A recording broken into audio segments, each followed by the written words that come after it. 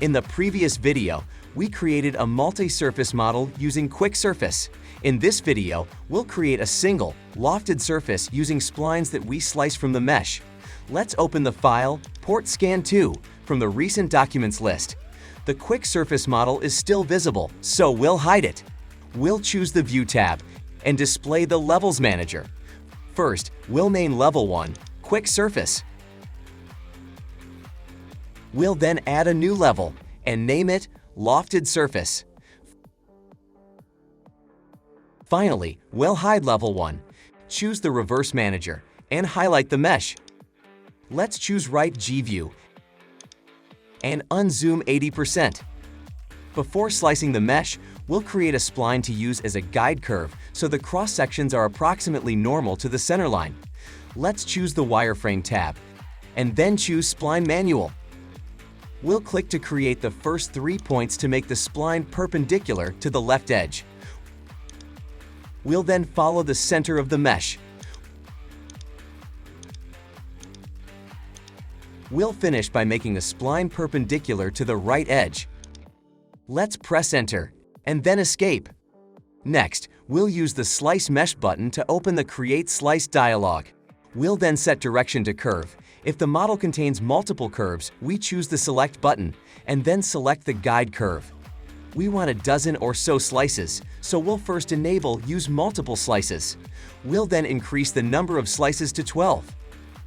Finally, we'll increase the distance between slices to 0.4. We can adjust the position of the slices by dragging the first plane. If any of the slices cross within the mesh, we need to redraw the guide curve. When we're satisfied with the placement of the slices, we'll enable a minimum distance of 0.05. We'll then enable a fixed number of 50 nodes per spline. Finally, we'll choose to save the slices as splines. Choose Slice, and then Close. We no longer need the guide curve, so we can delete it. We'll create 2 additional splines at the ends of the mesh. Let's right-click the mesh and choose Export to Edge Splines. This creates splines from the sides of the triangles that form the edge of the mesh.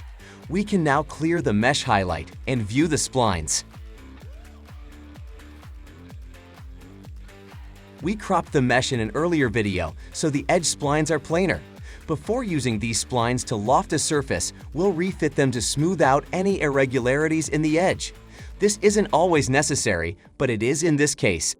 Let's choose Refit Spline. We'll shift-click to select the entire chain and press Enter. We'll then increase the chordal deviation to 0.01 to create a smooth spline.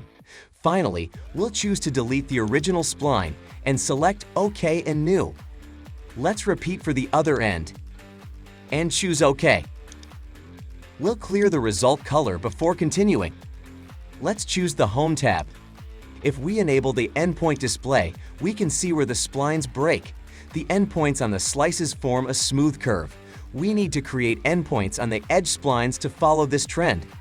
Let's choose Wireframe and then choose Break 2 Pieces. First, we'll choose the edge spline. We'll then choose the endpoint on the adjacent spline to create a break at the same location. Let's repeat for the other edge spline and press Escape. We're now ready to create the surface, so we'll choose the Surfaces tab and select Loft.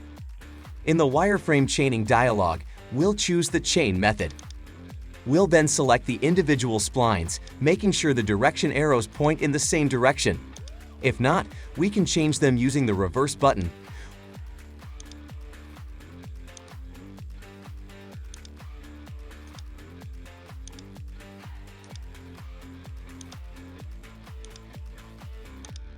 When all the splines are chained in the same direction, we'll choose OK. We'll then make sure Lofted is selected before choosing OK to close the dialog. Let's select the surface and press Alt-E to hide the splines. We can now view the surface.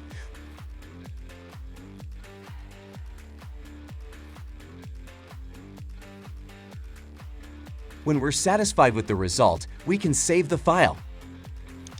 In the next video, we'll trim the surface using the measured cylinder. To see the difference, visit us at Verisurf.com.